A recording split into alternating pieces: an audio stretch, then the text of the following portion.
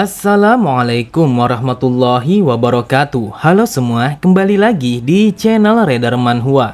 Kali ini Mimin akan melanjutkan sebuah komik yang bercerita tentang bangkitnya jiwa pedang legendaris terkuat.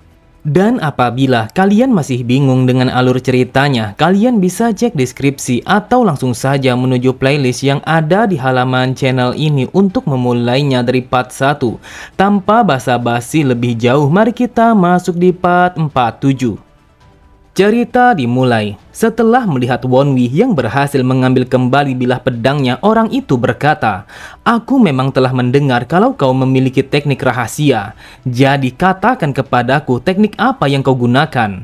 Mendengar ocehannya, Wonwi bergumam, "Seperti yang aku duga kalau pria ini tidaklah kuat karena dia sama sekali tidak bisa melihat benang perak yang aku gunakan." Kemudian orang itu mengambil kuda-kuda dan bersiap untuk melancarkan sebuah serangan kepada Wonwi. Ia pun berkata, "Seharusnya kau menyerah saja pada kompetisi murim itu karena aku sudah memberimu sebuah kesempatan.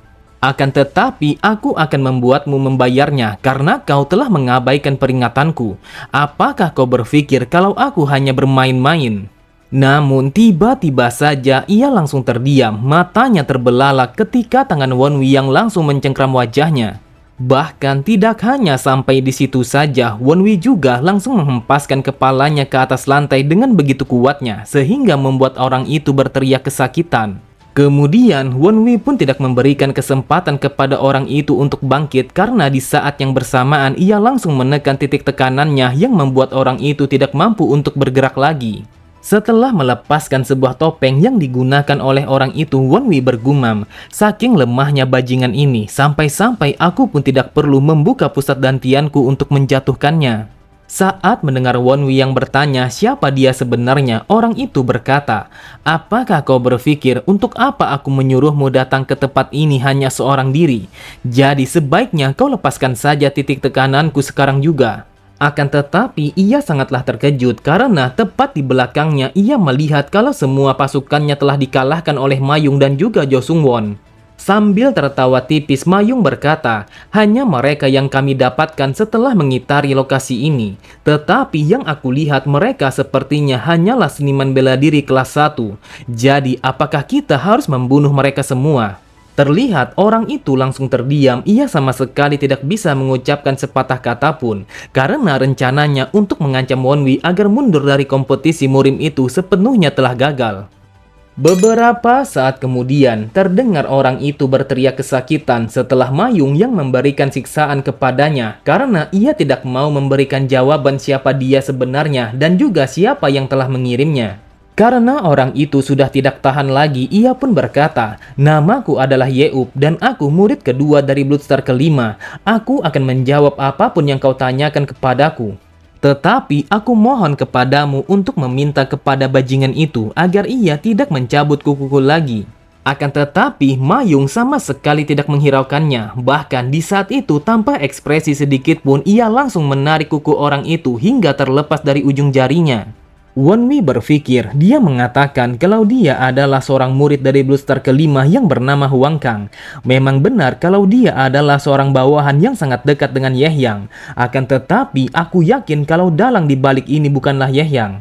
Yehyang dengan lantang mengatakan kalau dia sangat ingin agar aku menjadi suaminya. Namun tiba-tiba saja dia merubah pikirannya dan menyuruhku untuk menyerah di dalam kompetisi itu. Aku yakin bahwa ada orang lain yang ada di balik ini, yaitu seseorang yang akan mendapatkan keuntungan apabila aku menyerah di dalam kompetisi seni bela diri murim ini. Kemudian Wonwi berkata, "Biar aku tebak apakah benar kalau orang yang mengirimmu itu bukanlah Yehyang." Tanpa pikir panjang, Yue pun mengiyakan dengan apa yang dikatakan oleh Wonwi. Lalu ia berkata, "Saudara seniorku telah memerintahkan kami untuk melakukan ini di saat nona muda yang menyuruh kami untuk tidak membunuh atau melakukan apapun kepadamu." Mendengar penjelasannya, Mayung semakin marah. Bahkan di saat itu ia pun langsung mencabut salah satu dari kuku orang itu. Ia berkata, "Dasar brengsek, berani sekali kau mengincar komandan skuad hanya karena alasan yang seperti itu." Di sampingnya, Sodam bertanya kepada Wonwi apakah ia mengetahui siapa murid pertama Bloodstar kelima itu. Wonwi pun mengatakan kalau ia tidak mengenalnya, bahkan ia juga tidak pernah melihatnya. Wonwi berkata, apa yang kau lakukan sangatlah bertentangan dengan sebuah perintah yang telah diberikan oleh master kalian. Tetapi apakah kau tahu apa alasan saudara seniormu telah mengincarku? Tepat di belakangnya, Mayung pun menatapnya dengan tatapan mata yang sangat tajam sembari mengatakan, jawablah sekarang juga, jika tidak maka aku akan mencabut semua kukumu yang masih tersisa. Terlihat Wonwi begitu terkejut ketika orang itu yang berkata, saudara seniorku telah menyuruh kami untuk melakukan ini setelah ia mendengar sebuah kabar kalau nona muda akan menjadikanmu sebagai suaminya. Wonwi pun bergumam, jadi bajingan itu melakukan ini kepadaku hanya karena dia tidak ingin kalau aku akan menjadi suami nona muda. Sebenarnya aku sama sekali tidak tertarik dengan apa yang ia sukai, tetapi aku bertanya-tanya apa yang ia suka dari wanita gila itu. Terdengar Yeop yang berteriak kesakitan setelah Mayung yang menarik kukunya lagi. Kemudian Mayung pun berkata dengan nada yang sangat dingin, ini sangatlah gila, wahai komandan skuad, mengapa kau tidak pernah mengatakannya kepadaku kalau bajingan itu ingin menjadikanmu sebagai suaminya? Wonwi pun berkata, aku tidak mengatakan apapun kepada kalian karena ini kuanggap hanyalah omong kosong, jadi aku pun langsung mengabaikannya. Dengan tatapan mata yang tajam, Mayung kembali berkata, bajingan itu harus mati karena dia sudah mengincar sesuatu yang seharusnya akan menjadi milikku seutuhnya. Di sampingnya, Iron berkata, apakah ini yang dimaksud dengan pesona seorang wanita? Dia menjadi gila karena incarannya telah diincar oleh orang lain. Kemudian Wonwi pun menarik tangan Mayung dan menjauhkannya dari orang itu. Ia meminta kepada Mayung untuk menenangkan dirinya dan mengatakan kalau ia tidak perlu membunuh orang itu. Terlihat Mayung begitu heran, ia berkata, bukankah mereka telah mengincarmu, bahkan mereka mengancammu untuk mundur dari kompetisi itu. Sambil memperhatikan kepergian orang-orang itu, Wonwi berkata, kalau sekarang kita membunuh mereka, maka hal itu akan memberikan sebuah alasan bagi seniornya untuk melakukan balas dendam atas kematian mereka, meskipun memang itulah yang ia inginkan. Dengarkan aku baik-baik, kalau prediksiku memanglah benar, maka mereka berempat akan mati ketika mereka telah sampai pada kediaman nona muda. Wonwi pun bergumam, aku rasa aku sedikit memahami kepribadian mereka. Kalau sesuatu yang seperti ini telah terjadi, maka kemungkinan besar yang akan terjadi selanjutnya adalah sesuatu yang sudah sangat jelas. Cerita berpindah pada markas rahasia Kultus Blood yang dipimpin oleh Yehyang. Di dalam sebuah manor yang berada di pinggiran desa, Yehyang telah duduk menghadap keempat pasukannya. Terlihat ekspresi wajah keempat orang itu sangatlah tidak bagus. Mereka gemetar yang seolah-olah kalau mereka telah melakukan dosa besar. Sambil memperhatikan keempat orang itu, orang yang berdiri di belakang Yehyang bergumam, dasar bodoh, seharusnya mereka berempat sudah terbunuh oleh murid Sang Evil. Rencanaku telah kacau. Kalau para brengsek ini mati di tangan Wonwi, maka aku akan memiliki sebuah alasan yang pasti untuk membalaskan dendam kepadanya. Awalnya aku berencana untuk memberitahu kepada nona muda bahwa kita harus membunuh bajingan itu sekarang juga karena dia sudah membunuh salah satu bawahannya. Namun, kalau situasinya sudah menjadi seperti ini, maka kemarahan nona muda akan sulit untuk diatasi, bahkan bagi para Blue Star sekalipun. Aku yakin mereka mungkin saja tidak ikut campur apabila melihat kemarahan nona muda. Kemudian, Yehyang langsung bangkit dari tempat duduknya, lalu ia berjalan menghampiri keempat orang itu. Ia berkata, dasar bodoh, bukankah aku menyuruh kalian hanya untuk memantaunya? Lantas, mengapa kalian menyerangnya dan melanggar perintahku? Yeop berkata kepada seniornya melalui teknik bisikan, bukankah kau sudah berjanji akan membantu kami apabila telah terjadi sesuatu? Sang Yung pun berkata, lebih baik kau diam saja. Apabila kau melakukan sesuatu, maka hal itu akan membuat nona muda semakin marah. Dengan tatapan mata yang tajam, Yehyang berkata, katakan kepadaku sekarang juga apa yang harus dilakukan kepada para anjing yang telah mengabaikan perintah masternya. Mereka pun menjawabnya kalau anjing-anjing itu harus mati. Benar saja, mereka semua langsung terdiam setelah Yehyang yang memenggal kepala mereka hanya dengan menggunakan kibasan kipas kayu. Sangat jelas terlihat kalau ketiga orang itu sangatlah ketakutan. Sontak Yeop sangatlah terkejut karena ketiga orang yang berada di sampingnya telah mati dengan cara yang sangat menggenaskan. Dengan nada yang terbata-bata, Yeop berkata, wahai nona muda, aku mohon ampunilah dosa besar yang aku lakukan karena aku telah mengabaikan perintahmu. Namun hanya saja semua itu sama sekali tidak disengaja. Aku hanya melakukan ini karena aku. Tiba-tiba saja dengan sangat cepat Sang Yung langsung melompat dan mematahkan lehernya sehingga ia pun langsung mati seketika. Sang Yung bergumam, "Dasar bodoh, kau pasti hidup apabila kau menutup mulut." Melihat itu, Yang berkata, "Siapa yang menyuruhmu untuk membunuhnya?" Sang Yung pun mengatakan, "Dia telah menentang perintah Anda, tetapi dia juga mencoba untuk membuat alasan kepada Anda. Jadi saya berpikir kalau dia memang pantas untuk dihukum mati." Namun tiba-tiba saja Sang Yung sangatlah terkejut ketika Yang memberikan sebuah tendangan tepat di wajahnya. Bahkan tidak hanya sampai di situ saja, ia juga telah mendapatkan sebuah tendangan yang mengarah di dagunya sehingga membuatnya langsung tersungkur ke atas lantai. Lalu Yang berkata, "Seekor anjing seharusnya mengetahui kapan ia akan bertindak. Dengarkan aku baik-baik, jika bukan karena kompetisi bela diri ini, sudah pasti aku akan membunuhmu. Bahkan aku pun tidak peduli kalau kau adalah murid pertama dari Blue Star kelima." Sambil menahan rasa sakit pada dagunya yang telah patah, ia pun bergumam, "Wonwi, seharusnya yang pantas untuk menjadi suami nona muda adalah aku." Pada keesokan harinya, terlihat Wonwi dan juga ribuan orang yang lainnya telah berbaris untuk memasuki kastil utama aliansi Murim. Wonwi berkata, "Tempat ini sangatlah ramai karena semua keluarga seniman bela diri, sekte dan juga klan telah berkumpul untuk mengikuti kompetisi bela diri Murim. Aku yakin kalau orang yang mengikuti kompetisi ini jumlahnya sampai puluhan ribu." Pada sisi yang lain, Juabek berkata dengan nada yang santai, "Keluarga Yiyang dan juga Johansong memanglah mendominasi wilayah Hunan, tetapi reputasi yang mereka miliki sangat kurang dibandingkan dengan 5 keluarga besar.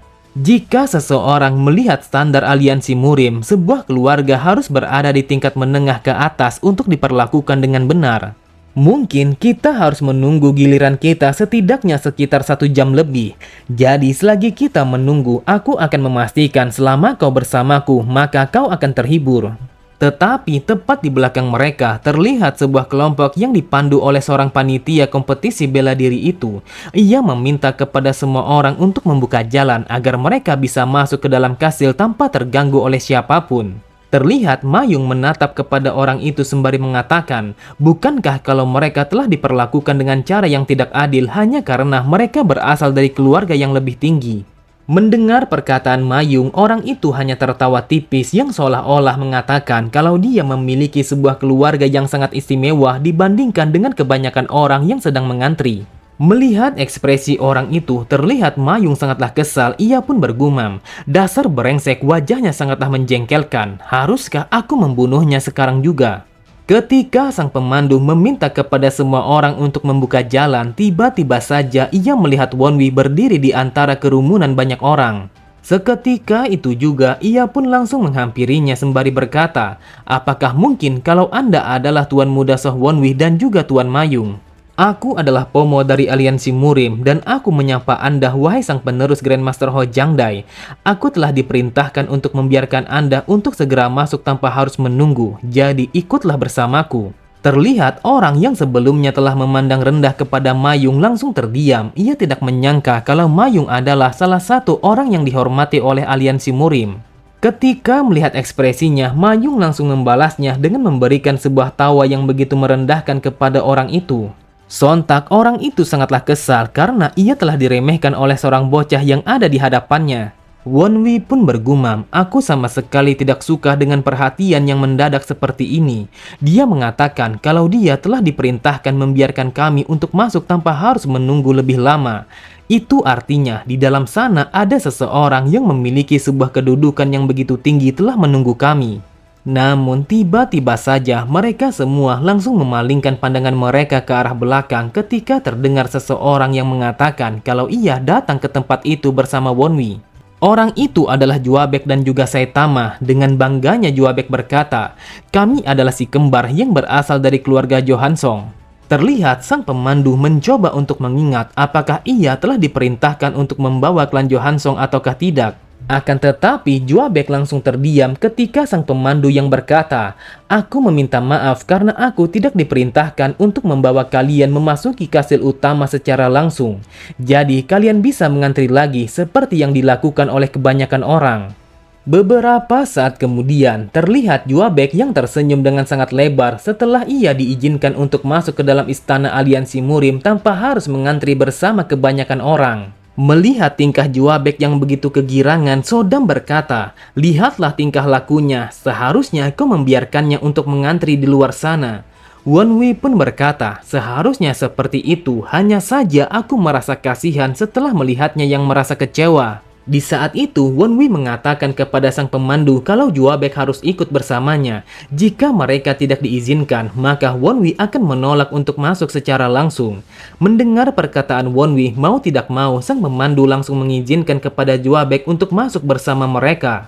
Sesampainya pada sebuah tempat yang disebut sebagai Pavilion Langit Biru, sang pemandu meminta kepada mereka untuk menunggu karena dia harus melaporkan kepada sang pemimpin.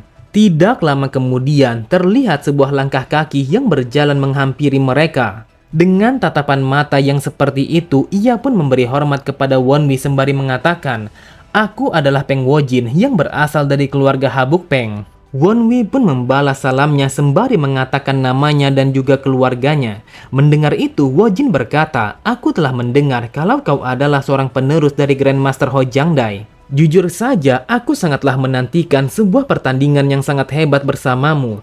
Jadi lebih baik kau berusaha sebisa mungkin untuk lolos pada pertandingan berikutnya." Wonwi berpikir, meski dia sudah menyapaku, tetapi aku penasaran entah kenapa dia masih saja berada di tempat ini. Apakah mungkin dia melakukan itu untuk menarik perhatian orang lain? Aku yakin kalau dia ingin mengembangkan citra dirinya melalui metode yang seperti ini. Di sampingnya, Sodam berkata, bajingan ini sangat mirip seperti Juabek, tetapi dia jauh lebih parah. Bahkan teman-temannya terlihat sangat malu melihat orang ini yang bertingkah seperti itu. Kemudian Juabek mendatangi orang itu. Ia berkata, "Kau mengatakan kalau kau berasal dari klan Habuk. Jujur saja kalau ini adalah sebuah kehormatan bisa bertemu dengan orang sepertimu." Karena Juabek merasa percaya diri kalau keluarganya sangatlah terkenal pada wilayah Hunan, ia pun memberi hormat sembari mengatakan bahwa namanya adalah Song Juabek yang berasal dari keluarga Johansong. Akan tetapi, Wojin hanya menanggapinya dengan anggukan kecil yang menandakan kalau ia sama sekali tidak tertarik kepada Juabek. Terlihat Juabek begitu terkejut saat ucapan salamnya sama sekali tidak dihiraukan oleh Wojin. Bahkan di saat itu tanpa sepatah kata pun Wojin langsung pergi meninggalkannya. Melihat itu Juabek bergumam, "Dasar sialan, bajingan itu telah mengabaikanku." Melihat Juabek yang begitu kesal dan juga malu setelah diabaikan oleh Wojin, Wonwi pun bergumam, "Seharusnya sejak dari awal kau tidak usah ikut campur. Akan lebih baik kalau kita tidak perlu berhubungan dengan orang yang hanya memiliki ego." Oke semua, cukup sampai di sini dulu pembahasan alur cerita kita. Sampai jumpa di video selanjutnya. Wassalamualaikum warahmatullahi wabarakatuh.